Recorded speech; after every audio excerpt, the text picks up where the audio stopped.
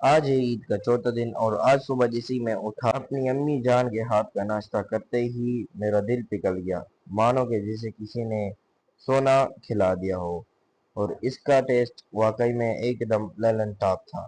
ناشتہ کرتے ہی میرا کچھ میٹھا کھانے کو دل کر رہا تھا، کیونکہ عید میں تو میٹھا کھانے کا بہت دل کرتا ہے، تو میں نے فٹافٹ سے اپنی ہونڈا نکالی اور بیٹھ گیا اس پر۔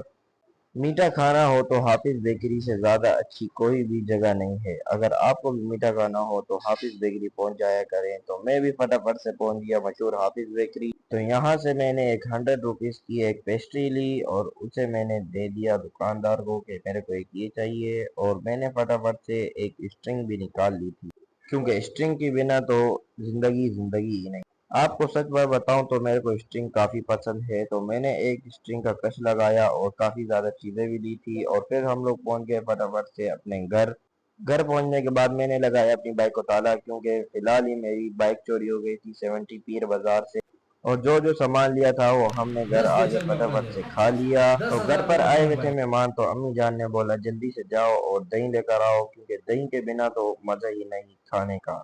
تو میں بیٹھ گیا اپنی بائک پر بیٹھنے کے بعد میں سیدھا پہنچ گیا دہی کی دکان پر۔ اس بھائی جان سے میں نے فٹافٹ سے دہی اٹھایا، تو اس بھیا کو میں نے فٹافٹ سے پیسے دیے اور دہی اٹھایا، اور میں روانہ ہو گیا اپنے گھر پر۔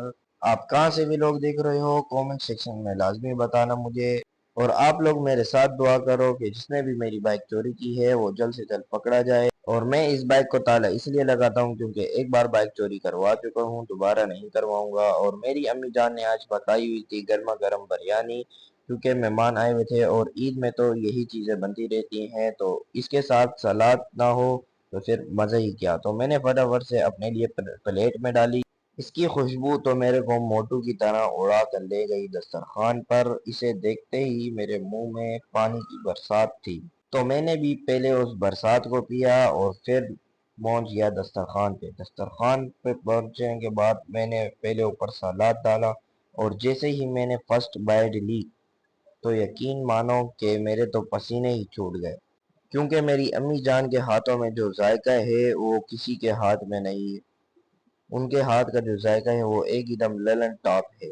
تو ہمارے گھر جو مہمان آئے ہوئے تھے ان میں سے ایک چھوٹا سا مہمان یہ بھی ہے، تو یہ کافی کیوٹ ہے۔ اس کے ساتھ تھوڑا سا کھیلنے کے بعد ہم لوگوں نے گرما گرم پی اپنی امی جان کے ہاتھ کی چائے۔ تو چائے پینے کے بعد ہمارا یہ ویلوگ ہوتا ہے یہیں پر اینڈ۔ اگر آپ کو یہ ویلوگ پسند ہوا تو پھر جلدی سے جا کر مجھے فالو کرو، اور bye bye ta-ta see you.